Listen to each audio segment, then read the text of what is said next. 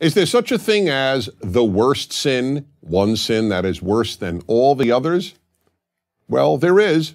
I am well aware that some people differ. They maintain that we can't declare any sin worse than any other. To God, a sin is how it's often expressed.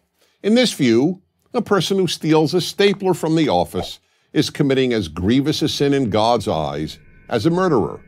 But most people intuitively, as well as biblically, understand that some sins are clearly worse than others. We are confident that God has at least as much common sense as we do. The God of Judaism and Christianity does not equate stealing an office item with murder. So then, what is the worst sin? The worst sin is committing evil in God's name. How do we know? From the third commandment of the Ten Commandments. This is the only one of the Ten Commandments that states that God will not forgive a person who violates the commandment. What does the commandment say?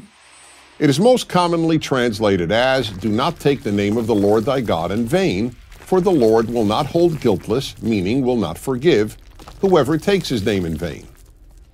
Most people understandably think that the commandment forbids saying God's name for no good reason. So something like, "God, did I have a rough day at work today?" violates the third commandment. But that interpretation presents a real problem. It would mean that whereas God could forgive the violation of any of the other commandments, dishonoring one's parents, stealing, adultery, or even committing murder, he would never forgive someone who said, "God, did I have a rough day at work today?"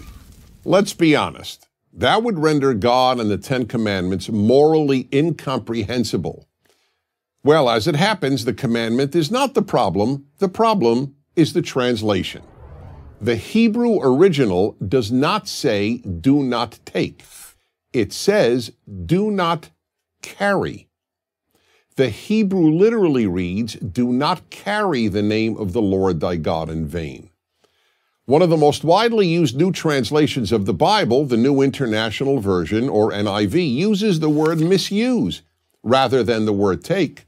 "You shall not misuse the name of the Lord your God." This is much closer to the original's intent.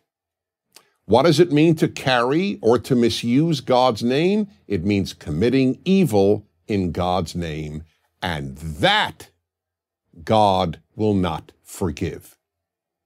Why not?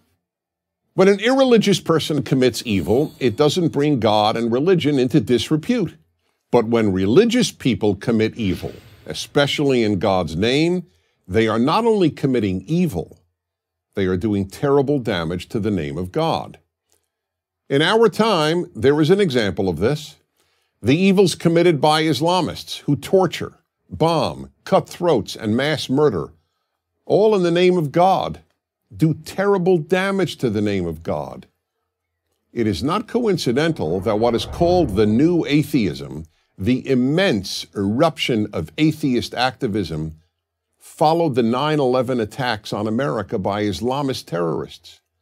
In fact, the most frequent argument against God and religion concerns evil committed in God's name, whether it is done in the name of Allah today or was done in the past in the name of Christ. People who murder in the name of God not only kill their victims, they kill God too. That's why the greatest sin is religious evil. That's what the third commandment is there to teach. Don't carry God's name in vain. If you do, God won't forgive you. I'm Dennis Prager. Join Prager University, subscribe to our YouTube channel, and sign up for free at prageru.com.